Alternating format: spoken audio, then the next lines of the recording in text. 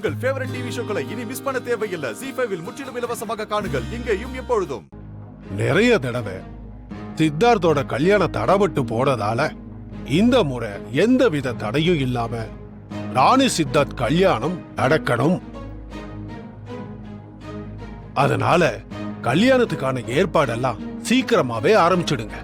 வர முகூர்த்தத்திலேயே சித்தார்த் ராணி கல்யாணம் நடக்கணும்.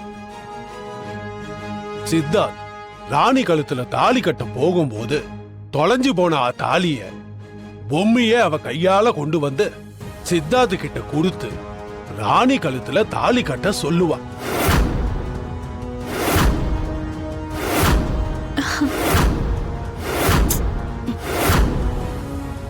அப்படி ஒரு அதிசயம் கண்டிப்பா நடக்கும்.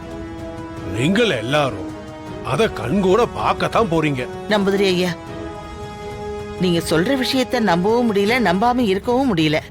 உங்களோட குழப்பம் எனக்கு மனசுல ஆயி சில சமயத்துல சில விஷயங்களை ஆராய்ஞ்சு பார்க்காம முழு மனசோட தானே நம்பணும்.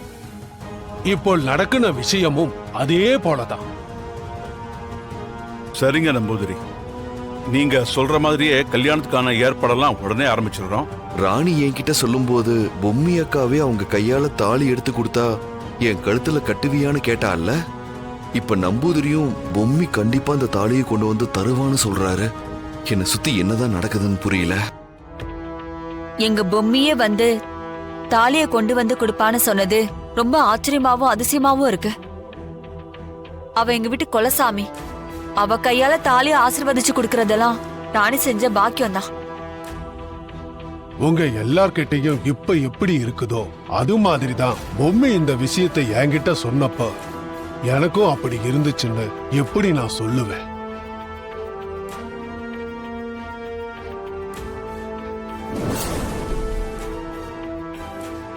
நம்பூதிரி ஐயா,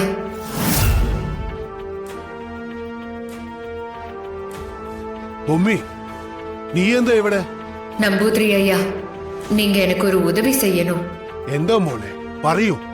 வீட்ல வரலட்சுமி பூஜை நடக்கும்போது ராணியோட தாலிய காணும். லாமியாங்கிற துஷ்ட சக்தி தான் அந்த தாலியை எடுத்துட்டு போயிருக்கு. தர்மத்துக்கும் அதர்மத்துக்கும் போர் ஆரம்பிச்சிருச்சு. வர முகூர்த்தத்துல என்னோட வேம்பு சார் ராணியோட கழுத்துல அந்த தாலிய கட்டணும். நான் எப்படியும் முகூர்த்த நேரம் முடியறதுக்கு முன்னாடியே அந்த தாலியோட நேர மண்டபத்துக்கு வந்து என் கையாலேயே அந்த தாலிய வேம்பு சார் கையில கொடுத்து கட்ட சொல்லுவேன். அதனால வீட்ல இருக்கிற யாருமே வருத்தப்பட்டுற கூடாது. அவங்களுக்கு நம்பிக்கையோட ஆறுதல் வார்த்தைய சொல்லி அவங்கள சமாதானப்படுத்தி கல்யாண வேலைய ஆரம்பிக்க சொல்லுங்க. சரி மோனே, பட்சே இது எப்படி? எப்படி சாத்தியம் தானே கேக்குறீங்க? உங்களுக்கு தெரியாதது ஒன்னும் இல்ல.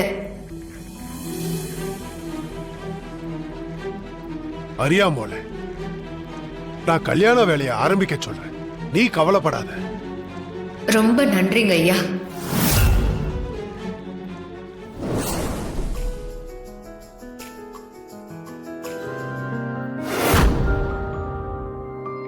அக்கா இம்மா தூரம் சொல்லுதுன்னா கண்டிப்பா முகூர்த்த நேரத்துல தாலிய கொண்டாந்து தாடிகாரனாண்ட கொடுத்து என் கழுத்துல கட்ட சொல்லிட்டு தான் மறுவேலை பாக்கணும்னு நினைக்கிறேன். இம்மா ஸ்ட்ராங்கா சொல்லிட்டு போகுது.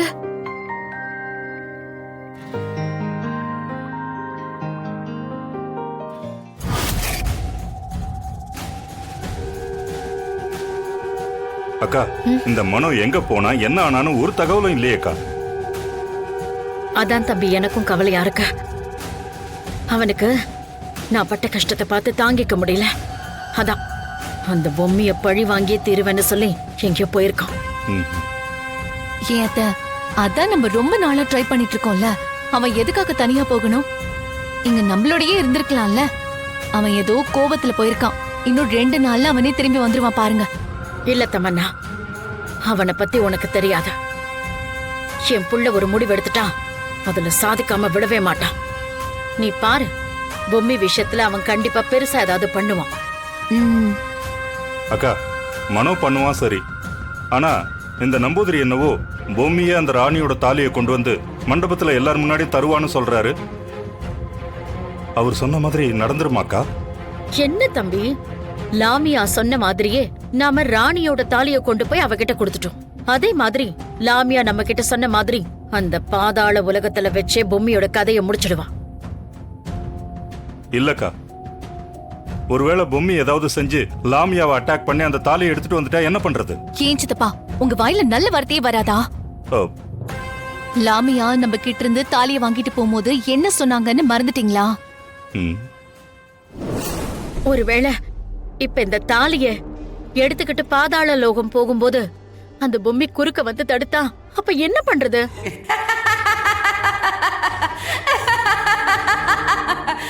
அந்த பொம்மி நிச்சயமா என்னை தேடி வருவா. ஆனா அவ்வளவு சீக்கிரமா அவளால என்னை நெருங்கவே முடியாது. அந்த பொம்மி என்ன எவ்வளவு தூரம் வேணாலும் துரத்திட்டு வரலாம், ஆனா என்ன நெருங்கவே முடியாது. ஏன்னா அவ என்ன நெருங்க முடியாத அளவுக்கு 3 தடைகளை உருவாக்கி வச்சிருக்கேன்.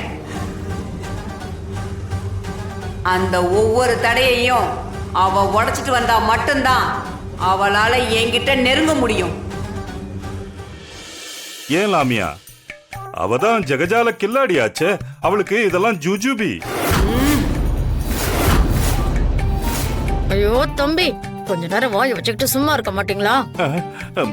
விடுங்க, உங்களுக்கு என்கிட்ட அப்படிப்பட்ட அனுபவம் இருக்கு, அவருக்கு இல்ல. அதனாலதான் அவர் அப்படி பேசுறாரு.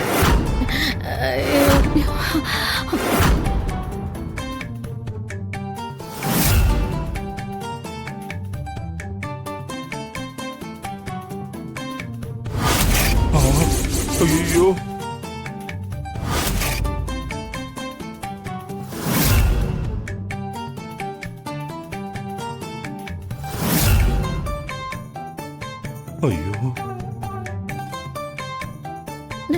ஐயோ, என் வாயால தான் நான் கெடுவனே. ஜோசியக்காரன்லாம் சொல்லிருக்கான். என்ன மன்னிச்சிருங்க, நீங்க பெரிய ஆளுங்க, உங்களுக்கு முன்னால அந்த பொம்மையெல்லாம் ஒண்ணுமே இல்ல. என்னக்கா? சொன்னாலும் சொல்லாட்டியும் நான் அவங்கள விட பெரிய ஆளுதான்.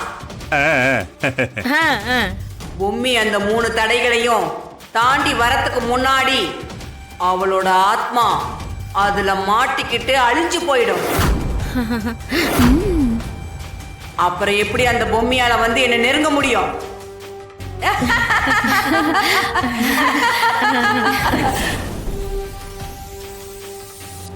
அந்த லாமியா இந்நேரம் அவ ஆட்டத்தை ஆரம்பிச்சிருப்பா. பொம்மியோட கதை இன்னையோட க்ளோஸ். இனிமே இங்க நம்ம ஆட்டத்தை நாம ஆரம்பிச்சிட வேண்டியதுதான். ஆமா அத்தை, அப்பதான் நம்ம இங்க ராணியோட கதையை முடிக்க முடியும். பக்காவா பிளான் போட்டு பேஷாவ கதையை முடிப்போம். முடிச்சிருவோம். ஜீ5 ஆப்பை டவுன்லோட் செய்து அனைத்து எபிசோடுகளையும் இலவசமாக பாருங்க.